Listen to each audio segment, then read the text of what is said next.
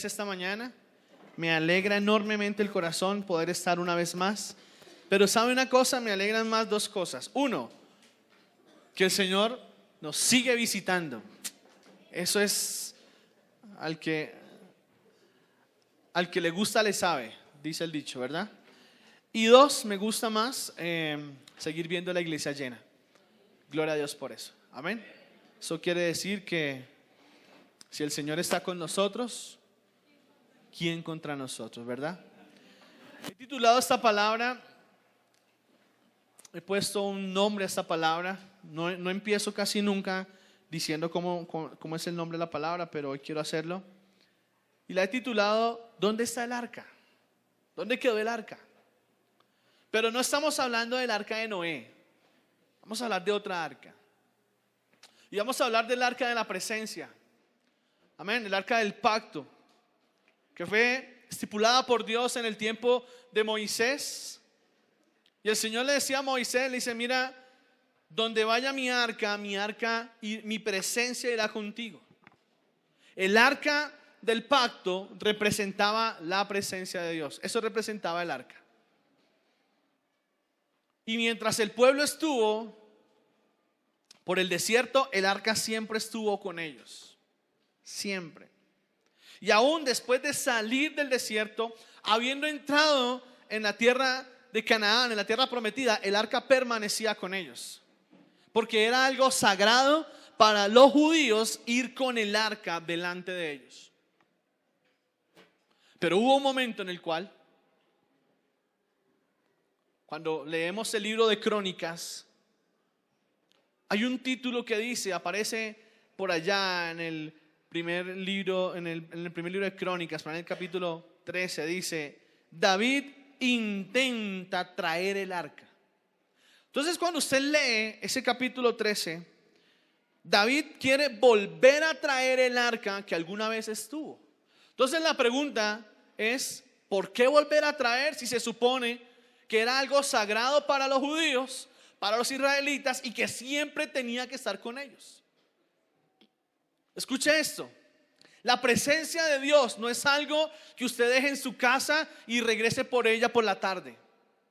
La presencia de Dios no es algo que usted venga a la iglesia y la tome y vuelva al otro domingo por un poquito más. Yo hace un mes o unos 20 días predicaba y le decía que la unción que usted tiene que ir con usted a todo lado, ¿verdad? Como la cédula. Eso es lo que a usted lo identifica. La unción es lo que nos identifica a nosotros como cristianos. ¿De acuerdo? El que Dios le use a usted, el que Dios haga algo a través suyo, es lo que marca una pauta entre un cristiano y un no cristiano, entre un creyente y un no creyente cristiano. Y hablo del cristianismo porque la base del cristianismo está en que nosotros caminamos con Dios y alabamos el nombre de Dios, alabamos el nombre de Cristo y también pedimos la intervención de su Espíritu Santo, y dentro de esa Trinidad, dentro de ese grupo de tres que son uno solo, que Dios es toda la esencia de Dios para el ser humano, todo. Pero como hoy desafortunadamente la gente, en su afán de encontrar a Dios, en su afán de tener a Dios, busca tantas alternativas. Y hay tanto charlatán hoy por ahí aprovechándose de la ignorancia o del afán de la gente de poder tener a Dios consigo. Hoy hay más emisoras que tienen brujos que emisoras que dejan predicar el evangelio. Alguna vez estuve por allá en Todelar, me dijeron, pastor, haga un programa. Le dije, vamos a hacer un programa allá. Me invitaron y fuimos a hacer el programa. Pero lo incómodo no fue hacer el programa, sino saber que antes de mí había un brujo dando números para el chance y con un poco de menjurjes y porquerías de esas. Y después de mí, una bruja. Entonces yo quedaba ahí en la mitad. Entonces imagínense lo que fue para mí. Cuando uno está en la presencia, todo se percibe. Entonces yo entré a ese salón y eso era como si me metiera al río Bogotá. ¿Sí? ¿Haga usted de cuenta eso? Como que vamos a una pasadita aquí arriba de Bogotá, así, como con ese. ¡Ay! Pero ¿sabe algo? Dios se glorifica de una manera tan especial cuando usted sabe quién es Él y qué es su presencia. Que me decía el señor del máster, me decía, nunca habían llamado tanto, ni siquiera a los brujos, como cuando usted predicó. Porque cuando entré a esa sala le dije, Señor, oro para que tu presencia venga conmigo y limpie este lugar, Señor, límpialo.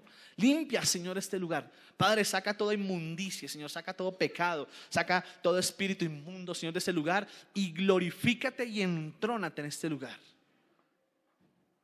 Y así fue.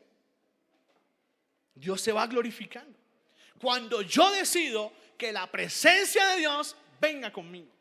Cuando yo decido estar en la búsqueda constante de esa presencia. Es que el problema hoy del cristiano es que el cristiano se acostumbra a ver las cosas muy someras, muy livianas, ¿me entiende? Entonces piensan que con leer la Biblia y el Salmo 91 o el proverbio del día, que es lo correcto, con eso tienen. Y no, el cristiano tiene que acostumbrarse a ir más allá.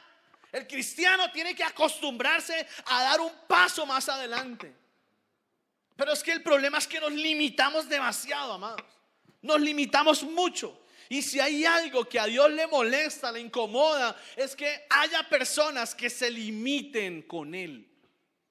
Porque Él no tiene límites. Él no tiene un límite.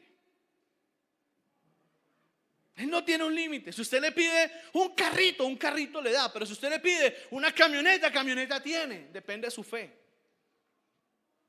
Dios no se va a limitar.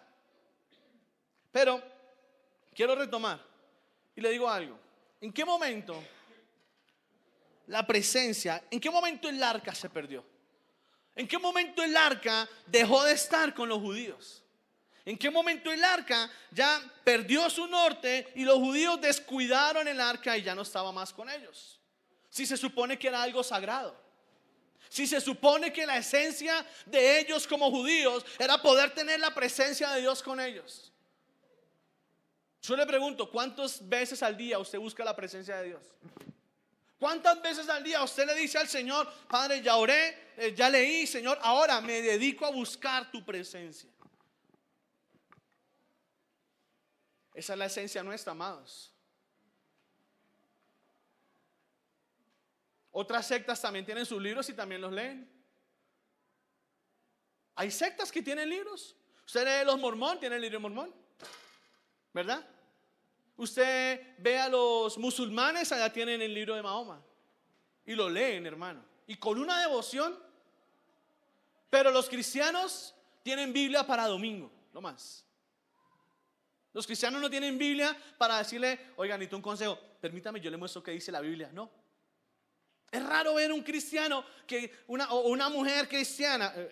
Yo no digo que no, pero es raro ver que la mujer diga, permíteme, saco de mi del bolso de Narnia, así. Saco mi Biblia a ver qué dice. No pasa. Tienen bolsos grandes para cargar el maquillaje y verse bonitas, pero no para cargar la Biblia. Qué ironía, ¿sí o no? No, es raro ver a un hombre que diga, oiga, necesito un consejo, hermano, ¿usted qué opina tal cosa? Permítame, de mi escritorio saco la Biblia. Hermano, es que la Biblia es la que nos dice. No lo hay, porque no estamos acostumbrados a eso. Estamos acostumbrados a un cristianismo ahí. ¿Oró? Sí, claro, sí. ¿De verdad oró? Bueno, la verdad, pues, yo esta mañana le di gracias a Dios por todo. Eso no es orar. Eso no es buscar la presencia. Si usted le dice a alguien, le dice, Ale, necesito hablar con usted un momentico, claro. Y Ale viene y se sienta conmigo. ¿Yo qué quiero? Que Ale me escuche, ¿verdad? Que Ale se siente, me mire a los ojos y esté atento a lo que le voy a decir. Pero si Ale viene y se sienta conmigo y está, un momentico, se para. ¿Y qué? Ale se para allá. ¿Y qué? Y se para, ya no me diga nada. Así es con Dios. Si usted se para a hablar con un amigo o una amiga para que le cuente lo que le pasó al otro, pónganle atención, hermano. Hay que estar atento. Pablo, ¿qué fue lo que pasó allá? Cuénteme, hermano, yo quiero saber. Yo necesito estar informado de todo. Pero si usted se para a esperar que Dios le hable, le da afán. le da sueño, le da rascadera, le da piquiña, le da cólico, le da de todo. Porque tenemos en poco la presencia. Tenemos en poco buscar a Dios. Tenemos en poco buscar sumergirnos y escarbar un poquito más a ver Dios qué me quiere decir. Los cristianos toman malas decisiones porque no escarban en la presencia de Dios a ver qué hay. Por eso los cristianos se equivocan tanto tomando decisiones. Por eso los cristianos no pueden tener muchas veces un testimonio que sea demostrar, porque no cogen la palabra y no van a la presencia para escarbar a ver Dios qué tiene en esa presencia para decirme. Eso es lo que pasa hoy. Y si volvemos aquí, a los judíos les pasó lo mismo. Se les perdió el arca. Dígame usted. El arca era la dirección, era la presencia. El arca era donde se ministraba la presencia de Dios. Y se la dejaron quitar. Se la dejaron robar. Así como cuando viene el chismoso, o viene el que le cobra, o viene el que le quiere hacer daño y le quita la presencia. Así mismo fue con los judíos. Les quitaron la presencia. Les robaron el arca. Y ellos se dejaron robar. Porque el problema no es que se la roben. El problema es que nosotros dejamos que eso pase. Y no ponemos atención y no nos interesa porque pensamos que eso no es importante. ¿Sabe? Una buena base para que usted pueda tener un domingo de bendición. Cuando usted venga un domingo a disfrutar, es que usted venga con su espíritu preparado a lo que va a recibir. ¿Cómo lo prepara? En la semana, amado. Es en la semana que usted prepara lo que va a recibir acá. Es en la semana donde usted prepara su espíritu para que venga el Señor el domingo y ¡pah! Pongo una cereza ahí y usted salga de ese lugar lleno, completo. Yo le digo a los músicos, ¿verdad? Lo hemos hablado. Dice, usted puede, hermano, venir y ponerse aquí a las 6 y de 6 a 8 orar e interceder. Pero déjeme ver su semana. Déjeme ver qué hizo de lunes a viernes. Déjeme ver qué hizo de lunes a sábado. Porque usted puede venir a orar, hermano. Yo le digo a los ministros y a las niñas y al que sirve, ore, claro, hermano, tiene que orar. Pero ¿qué hizo en 3 semanas? Y no podemos pretender venir a hacer en 2 horas lo que no hemos hecho en una semana. Eso es como el joven que piensa que en el último trimestre recupera todas las materias perdidas del año. Y los ve uno allá, uno los ve en noviembre. ¿Qué pasó que no ha vuelto? Me toca tan duro, pastor. Pero el resto del año fue un paseo, mijo. Porque todo lo dejan para lo último. Todo para lo último. Hay una entrevista a trabajo. Pastor, me hace un favor, me ayuda a orar. ¿Qué pasó? Es que en 2 horas tengo una entrevista, pastor. Ayúdeme, por favor. Hermano, pero ¿ya sé cuánto fue? Me llamaron hace 4 días. Hermano, ¿y por qué hace 4 días no me llamó? Hace 4 días estaba ocupado, pero hoy, antes de se acordó y hay que orar porque es que hay que buscar al Señor y el favor. Pastor, voy a hacer un negocio. ¿Cuándo tiene la cita? En 2 horas, pastor. No, ya. ¿Tiene tiempo? Ayúdeme, pastor. Sí, oremos. No, hermano. Nos vamos de viaje.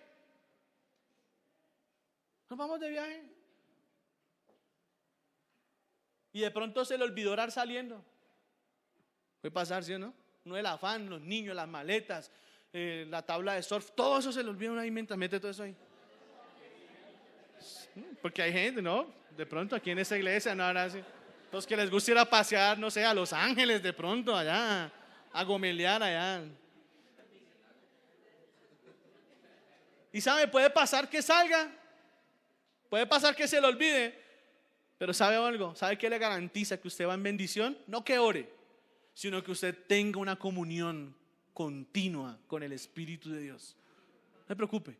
Si usted todos los días pide por su casa, que no ore antes de salir, no se preocupe, tranquilo. Tiene que orar, claro, pare en el camino y ore. Pero vaya tranquilo porque usted tiene una comunión continua con el Espíritu Santo. Ahora, volvemos al título. ¿Dónde quedó el arca? ¿Cuándo se perdió el arca? Entonces, cuando nosotros miramos el pasaje de Crónicas y vemos que David dice, oiga, yo quiero recuperar el arca. Yo quiero que volvamos a traer el arca con nosotros. Nos tenemos que remontar por allá al primer libro de Samuel en el capítulo 4. Vaya conmigo, primer libro de Samuel en el capítulo 4. Y el Señor nos muestra que los filisteos deciden capturar el arca. Pero cuando los filisteos capturan el arca, cuando los filisteos secuestran el arca, miren lo que va a pasar. Y quiero que esté atento a lo que le quiero decir. Los filisteos van a pelear contra los de Israel. Pero cuando usted lee versos anteriores, cuando usted lee por allá en el capítulo 2 y en el capítulo 3, usted se da cuenta que el sacerdote de ese momento, el responsable de poder ministrar la presencia y de cuidar el arca, era un hombre llamado Elí. El sacerdote Elí.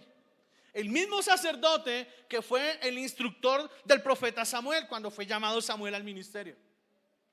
El mismo que le dijo a Samuel que cuando Samuel se fue a dormir siendo un niño y el Señor empezó a inquietarlo, y Samuel vino a preguntar a Elí y le dice, hey, ¿me necesitas? Y cuando Elí entiende, le dice, mira Samuel, si vuelves a sentir que alguien te necesita, dile, heme aquí, Señor. Habla, Señor, que tu siervo oye. Es ese mismo sacerdote Elí. Y tenía dos hijos, uno llamado Omni y otro llamado Fitness. Dos pintas. Que solamente vivían de lo que su papá tenía con Dios. Solamente vivían usufructuando la presencia de Dios a través del papá. Como el hijo que todavía sigue usufructuando y sigue exprimiendo y sigue escurriendo a los papás ya a los 50 o 60 años. Eso pasaba con Omni con Fitness. Y el Señor decretó quitarle a Elí el sacerdocio por una razón, y era porque era un alcahueta. El Señor le dijo a Elí, ¿sabes una cosa, Elí? Tú no has respetado la posición que yo te entregué. No has hecho respetar la autoridad como padre que te he entregado. Y mucho menos has hecho respetar la autoridad que te entregué como sacerdote del templo. Ahora pues, te lo quito. Y dijo, y como señal de lo que te estoy diciendo, tus dos hijos morirán el mismo día. Y dice la palabra, y ahora vamos al capítulo 4. Dice la palabra que vinieron los filisteos a pelear, a guerrear. Y vinieron los filisteos buscando batalla y buscando guerra y buscando problema. Y cuando usted lee conmigo el capítulo 4, verso 10, dice la palabra, en el nombre del Padre, del Hijo y del Espíritu Santo. Pelearon pues los filisteos e Israel fue vencido. Y huyeron cada cual a sus tiendas y fue hecha muy grande mortandad, pues cayeron de Israel 30,000 hombres de a pie. Y el arca de Dios fue tomada y muertos los dos hijos de Elí, Ofni y Fitness. Esa era la señal de que Dios había decidido quitar la presencia del pueblo de Israel. ¿Qué fue lo que causó que la presencia no estuviera? El pecado. El pecado hizo que la presencia se apartara. El pecado hizo que la gente o que Elí tuviera un velo y no pudiese ver el pecado que sus hijos cometían en el templo. El pecado hizo que los hijos de Elí se tiraran todo el trabajo de un pueblo llamado Israel. Y la alcahuetería de Elí hizo que la presencia de Dios se apartara del pueblo. Escúcheme bien eso. Cuando usted no los forma, usted y yo, porque ambos los que somos padres, no los formamos desde pequeños, grandes, no habrá forma. Proverbios en el capítulo 23 dice, si le das vara siendo pequeño, no tendrás que corregirlo siendo grande.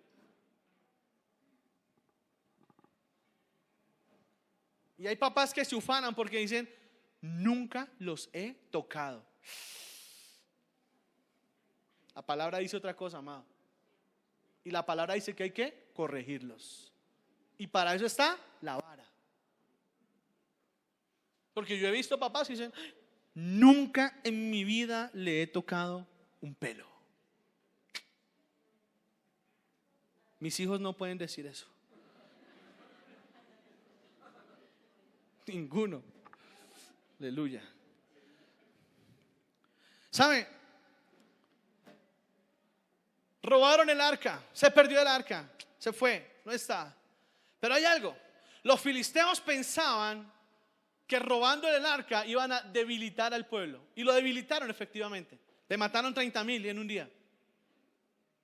Pero lo que los filisteos no sabían, escúcheme esto, es que el arca a ellos no les iba a lucir. La presencia de Dios no le luce al pecador.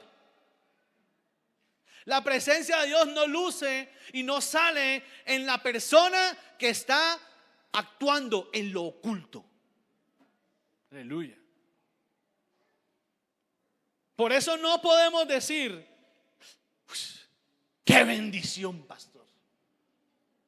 Te viera, pastor. Y uno dice por dentro, dice, pero está en pecado. ¿Cómo así? ¿Cómo me explico esto? Eso no hay que explicarlo. Porque hay que saber que Satanás también tiene poder para dar. Y falta ver si no es Satanás el que le da, buscando que usted se sienta complacido con su pecado y decida seguir ahí en la mediocridad, un poquito aquí, un poquito allá, y como sé que me va bien, entonces no tengo que buscar un poquito más allá de Dios. Que Satanás engaña. Y Satanás hace ver las cosas que fueran como si no, que no fueran como si fueran, es al revés. Entonces, cuando usted lee el capítulo 4 o el capítulo 5, el capítulo 4, se da cuenta que los filisteos no pudieron aguantar el arca. Porque los filisteos se llevaron el arca y donde estaba el arca, llegaron y la pusieron en el mismo templo donde ellos adoraban. Todos esos dioses paganos, todas esas estatuas que ellos tenían ahí, pusieron el arca en el mismo templo. Y resulta que al siguiente día de haber capturado el arca, la palabra me dice que el Dios de ellos amaneció en el piso, sin manos, sin piernas y como doblegado delante del arca de la presencia del Señor. ¿Sabe una cosa? Ningún pecado puede quedarse sin quedar doblegado delante de Dios. Ninguno. Y yo le decía ayer a los jóvenes, le decía, mire, joven, usted puede actuar en lo secreto lo que quiera, hermano. Ayer les hablé con mucho amor a los jóvenes, ¿sí o no? ¿Alguno dice que no? ¿No? Bendito. Hablé con mucho amor. Pero les dije, ustedes piensan que lo que ustedes hacen se quedará en el secreto. Y yo le digo que no, porque la palabra me dice que no hay nada que no ha de salir a la luz. Esposa, no le ponga detective al hombre. Ore, pídale al Señor que le muestre y ya. Dios se encargará de abrir los ojos y mostrar qué tipo de hombre tiene usted al lado. Y la presencia, y la palabra me dice que el arca estuvo con los filisteos 7 meses. Primera Samuel capítulo 6 verso 1 dice, estuvo el arca de Jehová en tierra de los filisteos 7 meses. Y los filisteos dijeron, hey, mire, ya estuvo en un lado, ya estuvo en el otro, ya estuvo en esta ciudad, ya estuvo en la otra. Y a todos, cada vez que el arca llegaba de los filisteos, nos iba mal. Ay, no, eso, se moría el uno, se moría el otro, perdían guerras, perdían ganado, perdían animales. Decían, no queremos más el arca, no queremos más el pacto acá, no queremos más eso de los judíos acá, lléveselo. Y entre los sacerdotes filisteos decidieron montar el arca del pacto en dos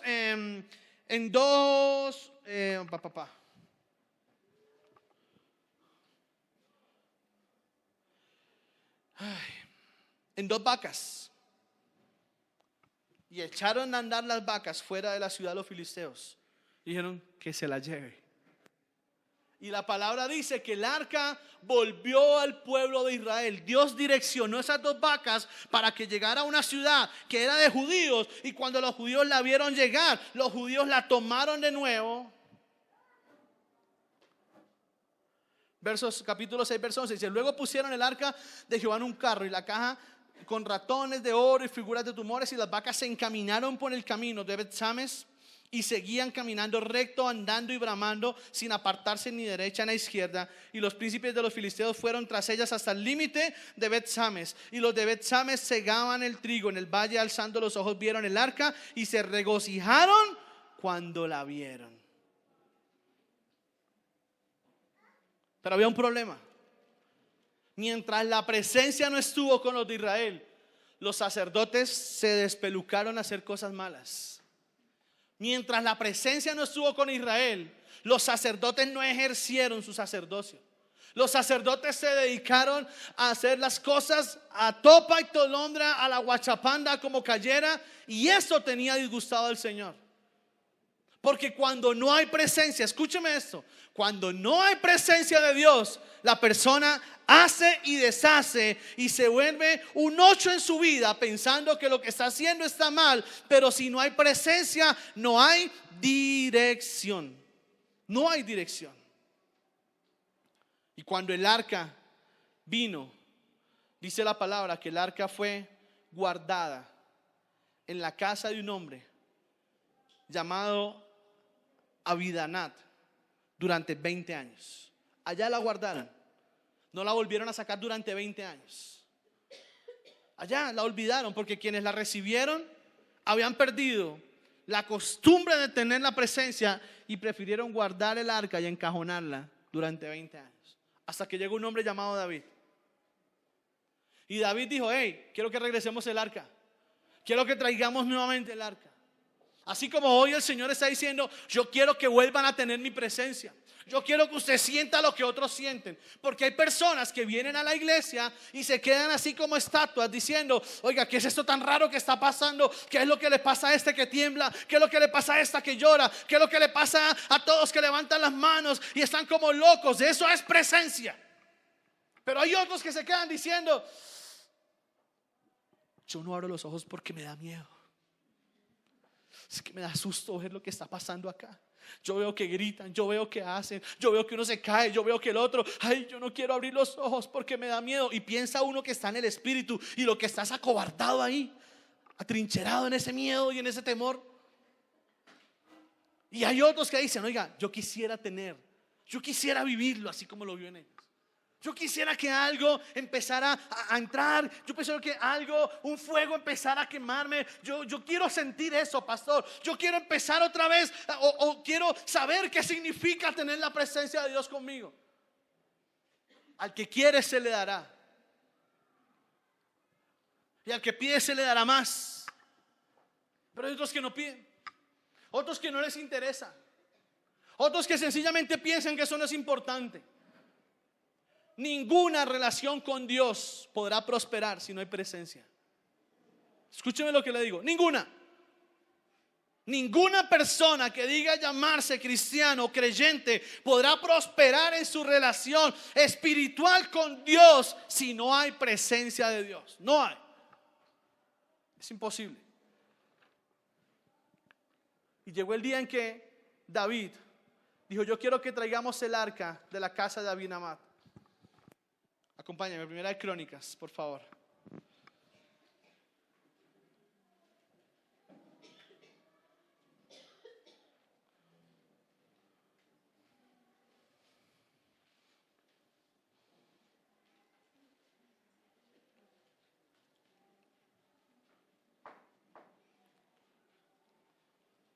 Capítulo 13, verso 5. Primera de Crónicas, capítulo 13, verso 5.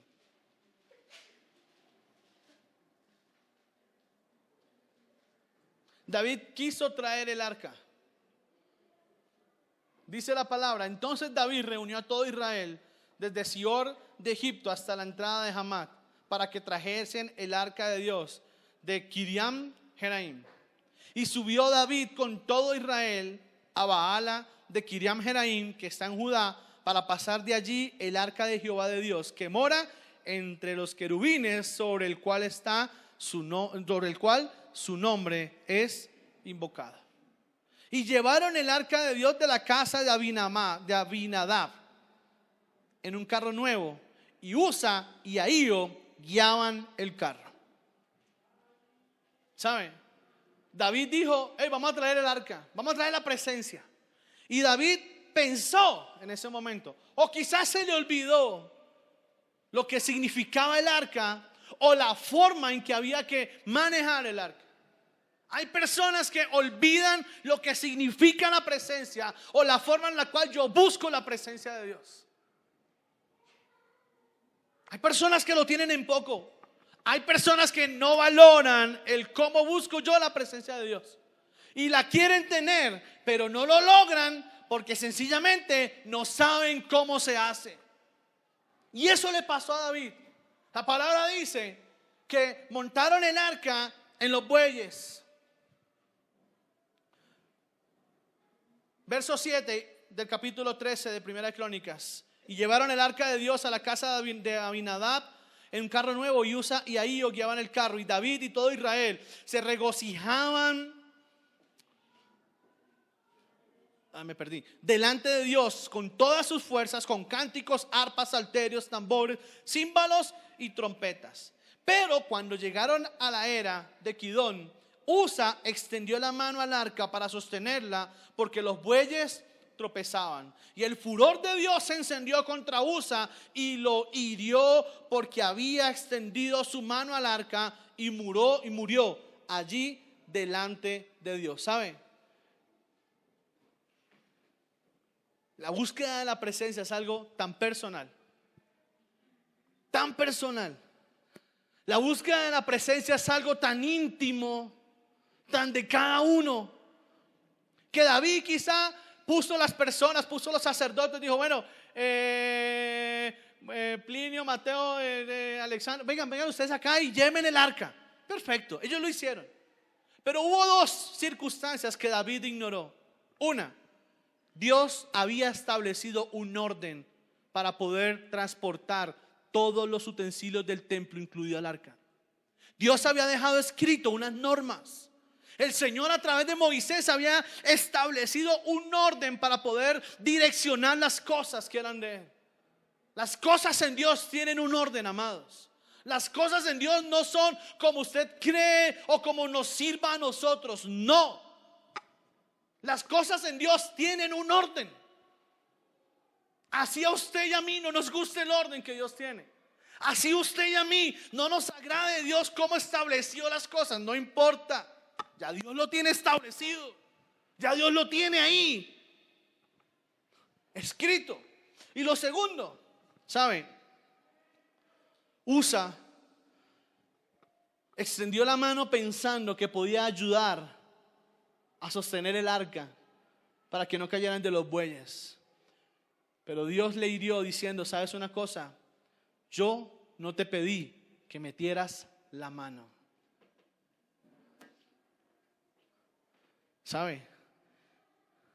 A veces, por emocionados, hacemos cosas que no nos corresponde hacer. A veces, por emocionados, cometemos errores que no nos corresponde hacer. A veces llega la persona y le dice a usted: Pablo, hágame un favor. Es que Pablo, venga, yo le cuento, hermano. Es que mire, necesito, no sé, 5 millones. Usted me hace un favor. Es que mire, Pablo, es que usted no se imagina. Y Pablo dice: qué embarrada, tenga. Cheque o efectivo, tenga. Y de repente a Pablo le empieza a ir mal. Y la economía de Pablo se afecta. Y la economía de Pablo para el piso. Y Pablo le pregunta al Señor, le dice: Señor, pero Señor, si yo no hago sino ayudar, yo soy un buen hombre, Señor, yo no le hago daño a nadie, yo a todo el mundo ayudo, Señor. Y el Señor le dice: ¿y a usted quién lo manda a meter la mano donde nadie lo ha llamado? ¿A usted quién lo manda a estarle dando al que no tiene que darle? Porque es que las emociones nos hacen cometer errores, amados. Y las emociones nos hacen, en lugar de ganar, perder. Cada vez que alguien venga y le diga, mire, ayúdeme, ore. Si es algo rápido, si es algo de momento, claro, ayude. Pero cuando es algo que tenga ya trascendencia, hermano, en lugar de emocionarse a hacer las cosas, ore, pídale una dirección a Dios. Eso fue lo que David no hizo. David no le pidió dirección al Señor diciendo, bueno, Señor, ¿cómo tengo que hacerlo? Quizás si hubiera orado, el Señor le hubiera dicho, mira, tienes que poner a este y al otro. Pero David dijo, Señor, yo lo quiero hacer. Ay, tú sabes que yo lo hago de buen corazón. Ay, Señor, tú sabes que yo soy bueno. Tú sabes que yo lo hago, Señor. Ay, tú sabes, tú me conoces, Señor. Ay, tú sabes. Y ahí alguien dijo el jueves, dice, nada es obvio.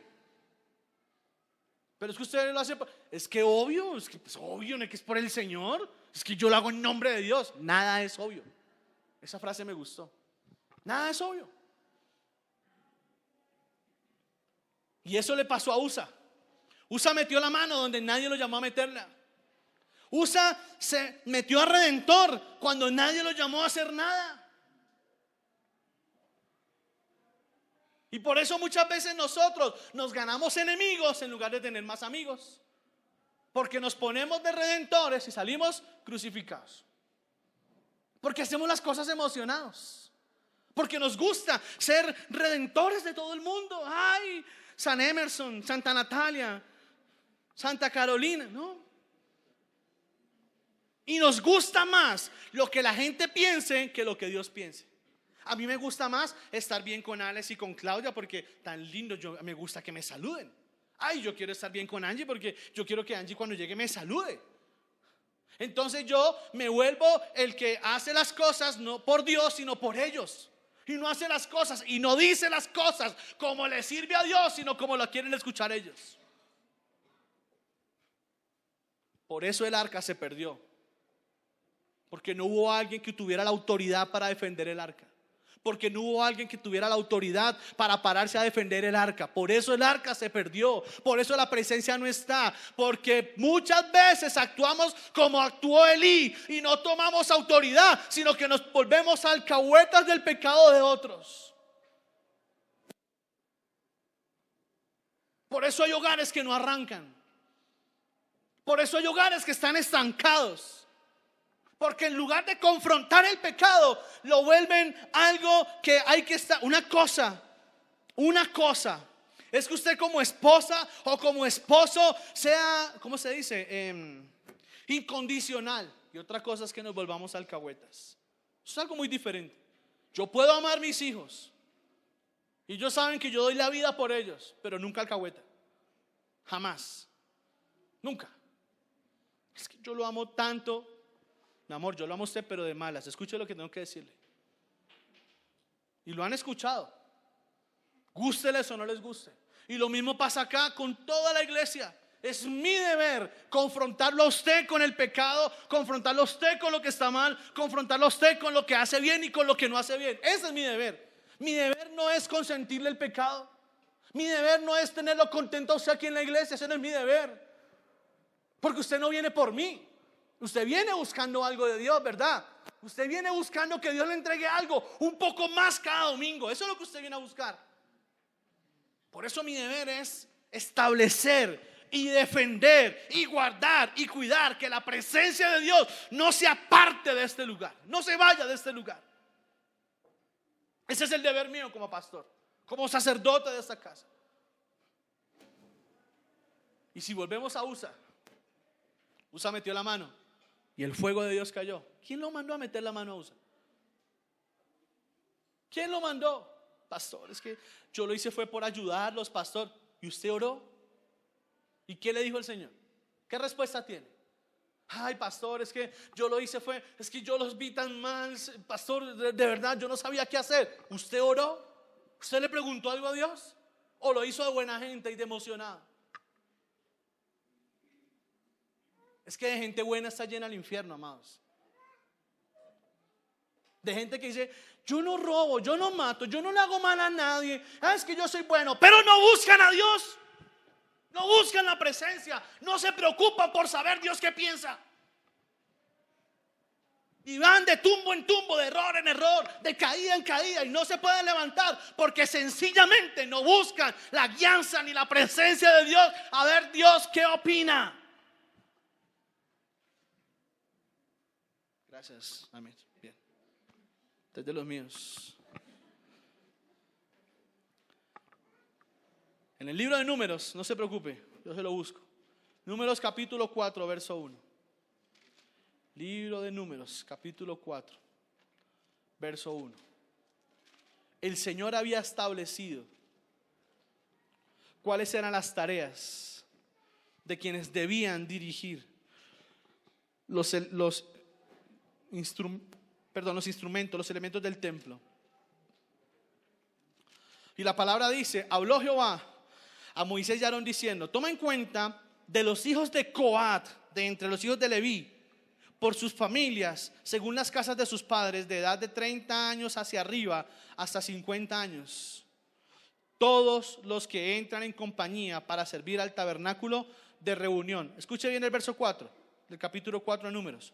El oficio de los hijos de Coat en el tabernáculo de reunión, en el lugar santísimo, será este: cuando haya de mudarse el campamento, vendrán Aarón y los hijos y desarmarán el velo de la tienda y lo cubrirán. Verso 6: y pondrán sobre ella cubierta de piel de tejón. Verso 7: sobre la mesa la proposición. Verso 8: y extenderán sobre ella un paño de carmesí y lo cubrirán. Verso 9: y tomarán un paño azul y cubrirán el candelero y lo alumbrarán. Verso 11: sobre el altar de oro extenderán paño azul y lo cubrirán. Verso 12: y tomarán todos los utensilios del servicio de los que hacen uso en el santuario y lo pondrán de paño azul y lo cubrirán. Quitarán la ceniza del altar y extenderán sobre él un paño púrpura y pondrán sobre él todos los instrumentos de que se sirve: las paletas, los garfios, los braseros, los tazones. Escucha verso 15: y cuando acaben Aarón y sus hijos de cubrir el santuario y todos los utensilios del santuario, cuando haya de mudarse el campamento, vendrán después de ellos los hijos de Coat para llevarlos, pero no tocarán cosa santa, no sea que mueran. El problema es que Usa no era de Coat. Él no era el llamado. Y eso lo obvió David.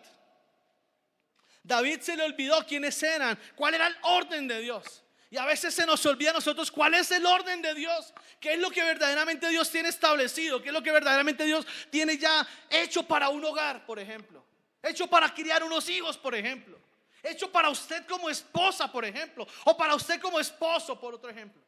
Ya Dios estableció. No tenemos que improvisar, no tenemos que inventarnos. Ay, voy a inventarme cómo ser esposo. Eso está escrito, amado. Ay, voy a diseñar el manual para las esposas. Ya Dios lo dejó escrito, amado. Ay, yo quiero ser un padre ejemplar y voy a escribir un libro donde yo le enseño a los padres a ser papá. Paja, eso ya está escrito, amado. Le hace Proverbios y ahí aprende. Hoy en día la política es: tenemos que ser amigos de nuestros hijos. Perdón. Yo con mi amigo me chanceo. Y yo con mi amigo, entonces, ¿qué, Pablo? Ese es mi amigo, ¿son que somos amigos? Es más, yo a Pablo de pronto con cariño le digo: entonces, ¿qué, parcerito? ¿Bien o qué? ¿Sí o no? Pero yo y papá lo decir lo mismo. Yo y papá le decir: entonces, ¿qué, parcero? O yo y papá lo decir: entonces, ¿qué? ¿Cómo fue? No. A mi amigo sí, a mi papá no. Y esa política, no sé cómo llamarlo, es que no. Esa forma contemporánea, por así llamarla, de criar los hijos, perdón. Yo no tengo que ser amigo de mis hijos, porque mis hijos me tienen que ver como una autoridad. Porque si no soy yo la autoridad para ellos, ¿quién va a ser? ¿El líder del parche? ¿Aquel que fuma marihuana en la esquina? O sea, ¿le tiene más miedo a él que a mí? ¿Le tiene más respeto al que vende las pepas, al que vende la coca, al que vende la marihuana, que el respeto que me puede tener a mí como papá? Entonces, ¿cuál fue mi labor? ¿Dónde está mi tarea? ¿Dónde quedó? El día que mis hijos a mí no me respeten, perdónenme, he fracasado como padre.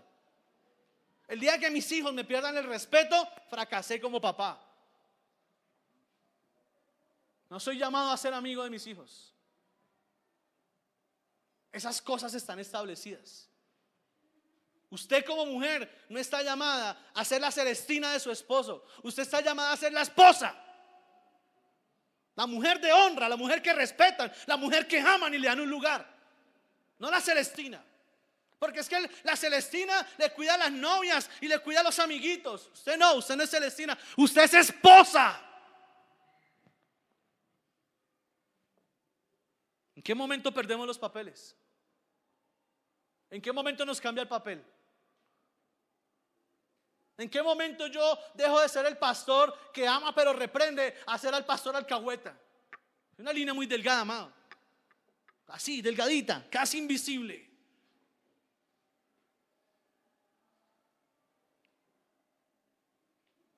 Nadie dice amén.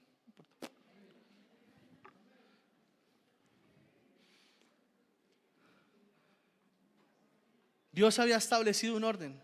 ¿Cuántos van conmigo hasta acá? Dios estableció un orden. Yo quería hablarle de prosperidad, de presencia. Cuando David vio, mire lo que pasa. Cuando yo decido entrar con Dios, meterme en la presencia de Dios y algo malo pasa, entonces yo me acobardo y digo no, yo mejor no sigo. Yo mejor no vuelvo a esa iglesia. Yo no hice, solamente empecé a ir a buscar de Dios y todo me empezó a salir mal, pastor. Usted viera, todo va de mal en peor, pastor. Desde que empecé a ir a su iglesia. Es que no es la iglesia. Es que aquí no hablamos de un lugar. Y David, increíblemente, se acobardó. David dijo, uy, no, eso es la presencia, eso es muy fuerte. No, llévense en el arca para otro lado. Uy, es que eso de buscar a Dios, uy, no, yo todavía la verdad, pastor, no estoy preparado. Entonces, ¿cuándo, hermano? ¿Cuándo? ¿Cuándo vamos a estar preparados para realmente comprometernos? ¿Cuándo vamos a estar preparados para realmente tener una relación verdadera y una relación de intimidad y un compromiso firme con Dios? ¿Cuándo? ¿Cuándo? Porque hay gente que dice, es que eso necesita mucho compromiso. No, a mí no me toque todavía. No, yo no estoy preparado. Por favor. La vida nos cambia, vea, en un abrir y cerrar de ojos. Ayer visité a una señora familiar de una persona de la iglesia. ¿Y saben qué recordaba? Decía, oiga, ese chudas estaba bien. Y ayer, cuando fui a la visita a las 3, en la visita a las 10, el médico, el neurólogo había dicho, tiene muerte cefálica. Eso quiere decir, está en estado vegetativo, tiene muerte cerebral. ¿Cuándo pasó todo? El martes. Se resbaló, se cayó, se golpeó la cabeza, no pasó nada ahí, solamente el dolor. El jueves, un derrame cerebral y ahí quedó. ¿Cuándo vamos a estar preparados? Es mi pregunta. ¿Qué estamos esperando? Yo no quiero ponérselo dramático. Eso fue lo que pasó por ella. De pronto con otros sea diferente. Dios permite que así sea. Pero ¿qué estamos esperando? Estamos esperando como David decir, es que eso de Dios, eso es muy complicado, eso necesita mucho sacrificio. Y entonces, si no es por Dios que hacemos un sacrificio, ¿por quién lo vamos a hacer? Si no es por Dios que yo dejo de tomar, ¿por quién? Porque hay una cosa, amados, no pensemos que las lágrimas de una mamá, de un papá, de una esposa, las lágrimas de un hijo, eso no hace cambiar un hombre. Perdónenme, y se lo digo por experiencia. Yo vi a mi esposa llorando, vi a mi hijo que tenía 1 añito llorando, diciéndome, no te vayas, por favor, no nos dejes. Y eso a mí me resbaló y sin embargo me fui. Fui tan desgraciado en ese momento que no me importó y salí y me fui a vivir la vida loca. Y mi amor lloraba, y Santiago lloraba, y mi mamá lloraba, y Raquel lloraba, y todos lloraban diciendo, Gustavo, ¿usted qué está haciendo? No importa. Hasta mi papá me llamó ese día y me dijo, hermano, ¿usted qué está haciendo? Mi papá era muy prudente, muy respetuoso de muchas cosas. Pues como hombres, digamos que la relación siempre fue de mucho respeto. Y ese día mi papá me dijo, hermano, ¿usted qué le pasa? ¿Usted qué está haciendo, hermano? ¿Cómo se le ocurre dejar una mujer como esta? ¿Sabe una cosa, papá? Míreme la cara. ¿Tengo cara que me importe? Un chiste. Entonces decidí, y no fueron las lágrimas de nadie las que me cambiaron. De nadie. De nadie. Me buscaron los pastores. Vinieron los pastores y el pastor no sabía cómo hablar. Me decía, ¿qué más, Gustavo? Digo, pastor, háblame rápido que estoy de afán. Sí, yo vistiéndome. Rápido, pastor, sí estoy ocupado. Sí, es que tengo que irme a trabajar. Y a mí por dentro me hacía todo así, diciendo que no me diga, porque uno siempre tiene ahí su cosita con Dios. Y el pastor decía, vea, hermano, yo quiero venir a hablarle a Paola, yo quiero que usted lo piense bien. Ay, pastor, ¿usted también? Pensé que usted era mi amigo, pastor. El amigo jamás te alcahuetea. El amigo te confronta. El amigo no es tu celestino. El amigo no es el que te dice, camine, hermano, ahoguemos las penas. Ese no es el amigo. El amigo le dice, camine, lo invito, hermano, para que se vaya a este planeta. Ese no es el amigo, hermano.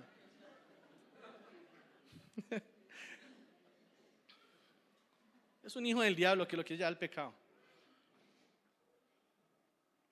Me perdí. Y David dijo, capítulo 13 de Primera Crónica, dijo, dice el verso 12, David temió a Dios aquel día y dijo, ¿cómo he de traer el arca a mi casa?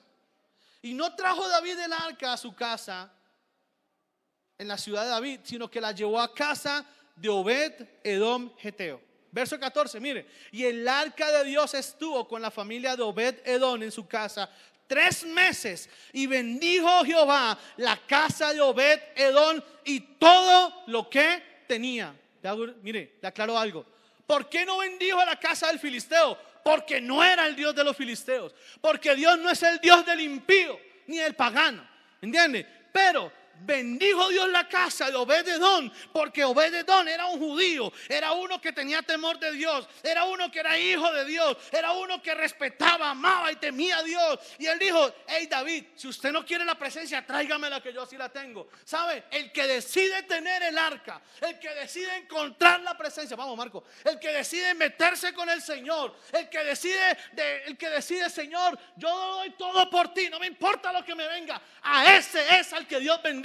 A ese es al que Dios prospera, a ese es al que Dios levanta, a ese es al que Dios lo llevará de bendición en bendición y de victoria en victoria. Amén. Aleluya. Póngase en pie, por favor. Y el arca de Dios estuvo con la familia de Obed Edom en su casa 3 meses. Y bendijo Jehová la casa de Obed Edom y todo lo que tenían. Pregunta: ¿dónde está el arca? ¿Dónde tiene usted el arca? ¿Dónde la tiene escondida? Pastor, pues ha sido tan difícil, pastor, tan duro. ¿Dónde está el arca? Pastor, mi casa, usted viera. ¿Dónde está el arca? ¿Dónde la tiene guardada? ¿Para casa de quién la mandó? ¿Dónde la tiene, amado? ¿Dónde piensa dejar el arca? ¿Piensa seguir ignorando la presencia de Dios? ¿Piensa seguir ignorando el mover de Dios? ¿Piensa seguir ignorando el llamado que Dios le está haciendo?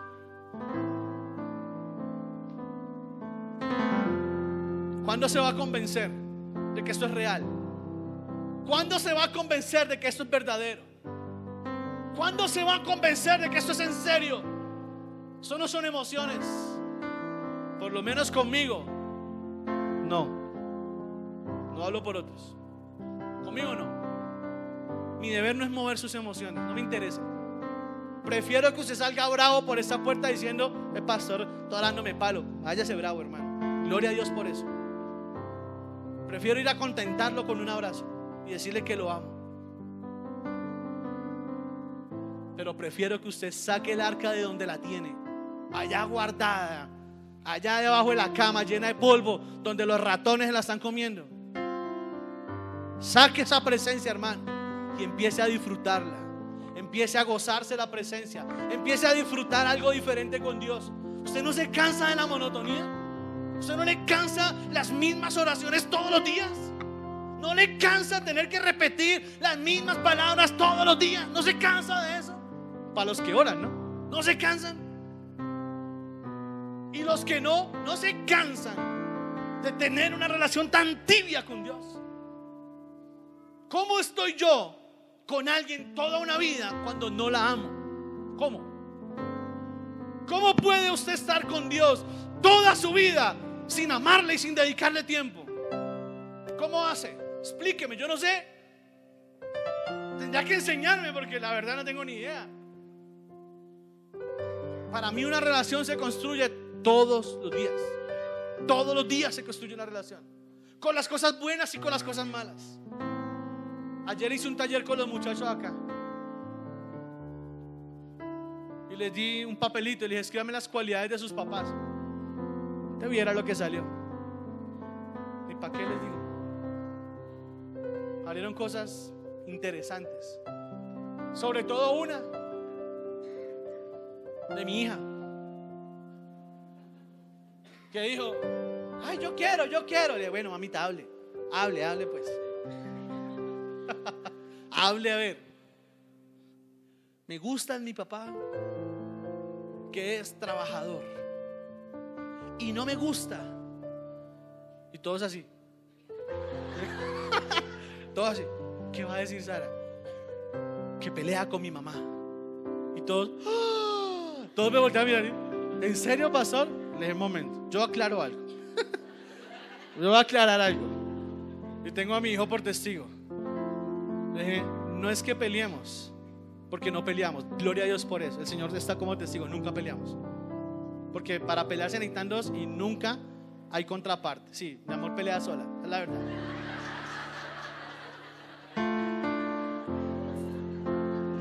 Yo le digo a mi amor: pelea con mi mano.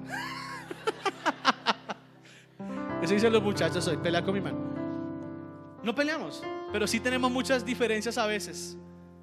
Aún en temas de la iglesia tenemos diferencias. Y a mi amor no le gustan cosas que yo pienso y hago, y a mí a veces no me gusta como ella piensa y hace. Pero somos esposos y no por eso voy a dejar de amarla. Y yo espero que ella no por eso me deje amar a mí. ¿Me entiende? Eso es gajes del oficio, amado. Pero eso es parte de la relación que ella y yo construimos todos los días. A mí me gusta verle la cara a mis hijos cuando les digo no. Ya. Me saboreo. Y más aún cuando me dicen: ¿y por qué? Porque no se me da la gana. No quiero. ¿Cuál es el problema? Mi papá sí. Dije: así es su papá. ¿Qué hacemos? ¿Me entiende lo que le digo? Esa es la relación que construimos con Dios todos los días. Esa es la relación. Que Dios a todo no te va a decir que sí. Ay, yo no oro porque yo sé que Dios me va a decir que no. Entonces, hermano, lo que está haciendo está mal. ¿Por qué Dios le va a decir que no si está bien hecho? ¿Por qué Dios le va a decir que no si sabe que está bien hecho? No problema. Pero no podemos, como David, acobardarnos por tener algo más de Dios. Ya es hora, amados, de que vayamos un poquito más allá, de que decidamos buscar un poco más. Ya es hora de dejar de ser tibios para empezar a calentarnos, no para enfriarnos, pero sí para estar un poco más calientes. Tiene que acabarse la tibieza, amado. Yo no sé si usted esté contento con lo que tiene hasta hoy. Yo no, yo quiero más. Y tener más me demanda más. ¿Me entiende? Usted se da cuenta, la iglesia crece. Gloria a Dios por eso. Eso nos demanda más intimidad. Eso nos demanda más unción. Eso nos demanda más discernimiento. Eso nos demanda más profundidad. Porque la palabra no puede ser hoy igual a como era hace 4 años cuando empezó la iglesia. Cuando yo era un pastor inmaduro. Cuando era un pastor joven. Sigo siendo joven, pero era un pastor inmaduro. Era un pastor que no tenía quizá la fuerza. No tenía quizá el conocimiento de cómo hacerlo. Pero hoy está. Y tenemos que seguir creciendo. Y tenemos que seguir teniendo identidad. Y la identidad como cristianos nos la da la presencia. La gente tiene que diferenciarnos porque hay presencia. La gente tiene que saber. Dice, este tiene algo. Este tiene algo. Usted va a algún lado. Tengo la presencia de Dios conmigo. Eso es lo que tengo. Y esa presencia me hace diferente. Eso hizo diferente a Obed-Edom. La presencia. El arca dentro de su casa cambió su casa. La presencia dentro de su casa cambiará su casa. Si usted es de los que vive peleando y peleando y peleando con los niños, con la esposa, con el papá, con la mamá, examínese. Porque cuando 2 o 3 pelean conmigo, la culpa no es de 2 o 3, la culpa es mía.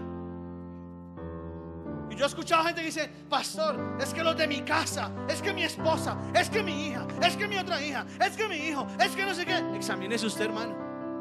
Aquí el que está mal es usted. ¿Para qué echarle la culpa a 3 o 4?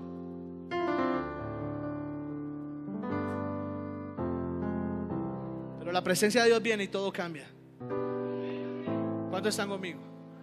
La presencia de Dios viene y todo va a cambiar.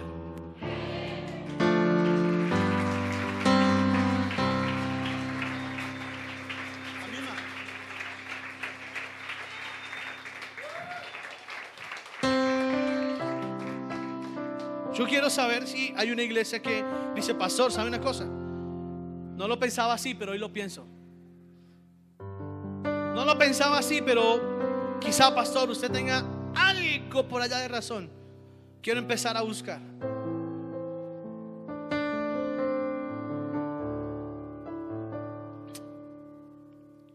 Cierre sus ojos un momento, por favor. Vamos a meternos un poco. Vamos a sumergirnos ahí, en ese río, en ese mar de la presencia. Padre, actúa, Señor, ahora, Padre. Que esta palabra traspase la frontera, Señor. Que esta palabra active, Señor, el espíritu. Lo despierte, el espíritu de muchos que está dormido, Señor. Que lo despierte, Señor. Padre, haz algo diferente en esta mañana, Rey. Escúcheme algo. Perdóname. Hay una pareja. Esposo y esposa, obviamente. Nada es obvio, ¿verdad? Hay una pareja que vienen discutiendo hoy. Vinieron, gloria a Dios porque vinieron. Y venían discutiendo. ¿Sabe? Hay algo que Dios quiere decirles. Los que vienen discutiendo. Hace rato sacaron el arca de su casa. Hace rato sacaron la presencia de Dios de su hogar. Hace mucho tiempo.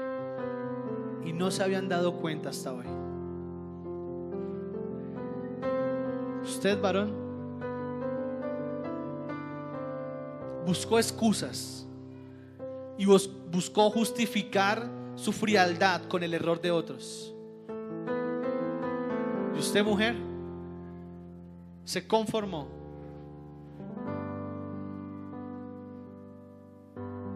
con que Él hoy esté todavía a su lado. No se va a ir. No tiene el valor. No es hombre de calle, como diría yo. Pero escúchame bien, varón. Ya la culpa no es de nadie. La culpa es tuya. Tú decidiste sacar la presencia de Dios de tu casa. Y tu casa hoy es un témpano de hielo. Por eso en tu casa ni siquiera las moscas entran, porque no se siente nada. Y es el momento de empezar a retomar lo que un día tuviste, porque ya lo tuviste, ya lo viviste, ya sabes lo que significa. Y a ti, mujer, es el momento de que empieces a buscar a Dios de una manera diferente. Es el momento. Es el momento. Te ha faltado sabiduría para dirigir tu casa. Y te ha faltado intimidad con Dios para obtener esa sabiduría. Te conformaste con lo poco y dejaste lo mucho servido en la mesa. Te acostumbraste a vivir con migajas cuando puedes tener una mesa servida para ti y para Él? Vamos. Anhelo conocerte, Espíritu. Vamos, dígaselo, Señor, yo quiero conocerte un poco más hoy. Yo quiero ir más allá, Señor. Siempre estar cerca de Yo quiero ir más allá hoy, Señor. Mas yo sé que he fallado, tu presencia he descuidado. Ven y limpia todo lo que hay en mí.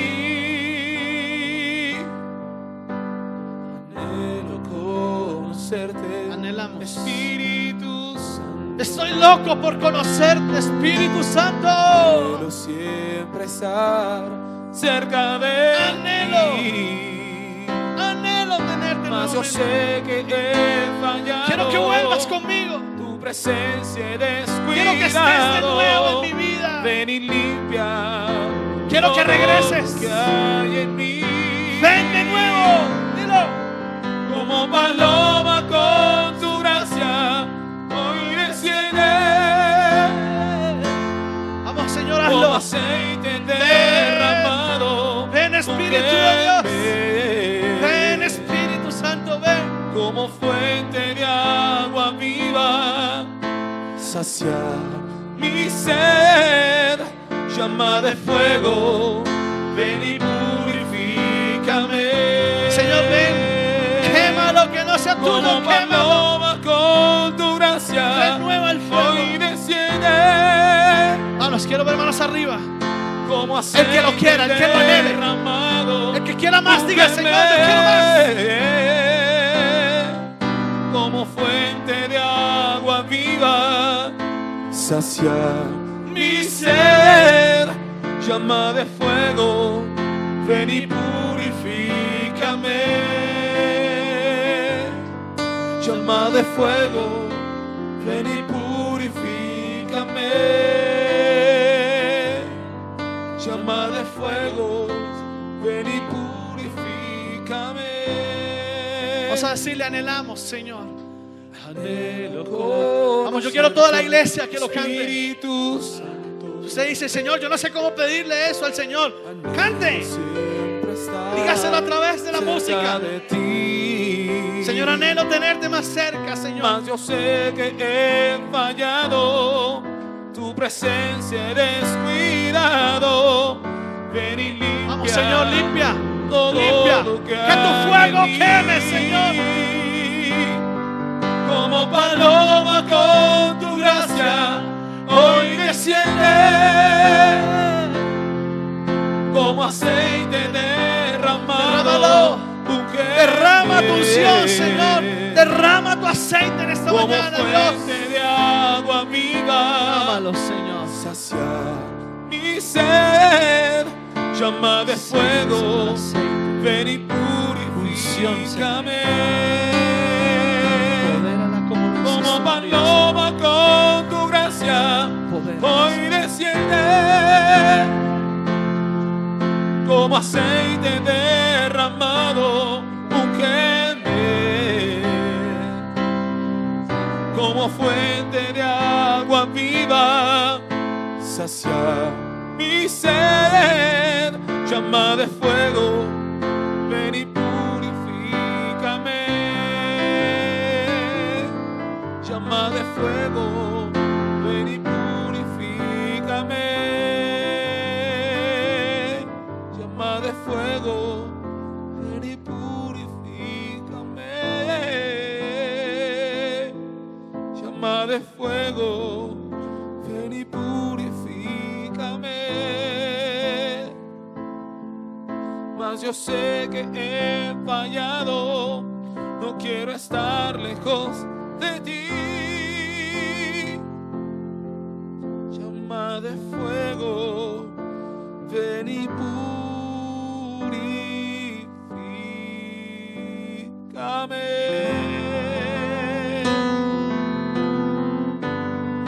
Fuerte. Vamos arriba, dígale, Señor. Como paloma con tu Ven con tu gracia, gracia, Señor. hoy hoy desciende. Ven con la unción tuya, Señor, ven. Como aceite derramado, úngeme. Como fuente de agua viva, sacia mi sed. Llama de fuego, ven y purifícame. Fuerte, una vez más, digo fuerte. Como paloma con tu Vamos, gracia, iglesia. hoy desciende. Decláralo, confiésalo. Como aceite derramado, úngeme. Como fuente de agua viva, sacia mi sed. Llama de fuego, ven y purifícame. ¿Hasta cuándo vas a seguir dejando que otros disfruten lo que te toca a ti? ¿Hasta cuándo seguirás dejando que otros tengan lo que tú puedes tener? Presencia de Dios, unción del Espíritu, bendición del cielo, cielos abiertos para tu casa. Solamente con una decisión, y es dejar que Dios ministre. Y es que tú saques, si entresacares lo precioso de lo vil, dice su palabra, serás como mi boca. Conviértanse ellos a ti y tú no te conviertas a ellos. Y te pondré en este pueblo por muro fortificado de bronce, y pelearán contra ti, pero no te vencerán, porque yo estoy contigo para guardarte y para defenderte, dice Jehová. Padre, esa es tu presencia, Señor. Ese es tu espíritu, y oro para que toda esta semana y el resto del año inquietes, incomodes, Señor, en el sueño, en el trabajo, en el bus, en el carro, en la calle, donde estén. Inquieta a tu iglesia por tener más de tu presencia, Señor. Que sea un compromiso firme hoy. Anhelamos más de ti, Señor. Anhelamos más de tu presencia. En el nombre de Cristo Jesús. Amén. Amén. Amén. Sí, Señor.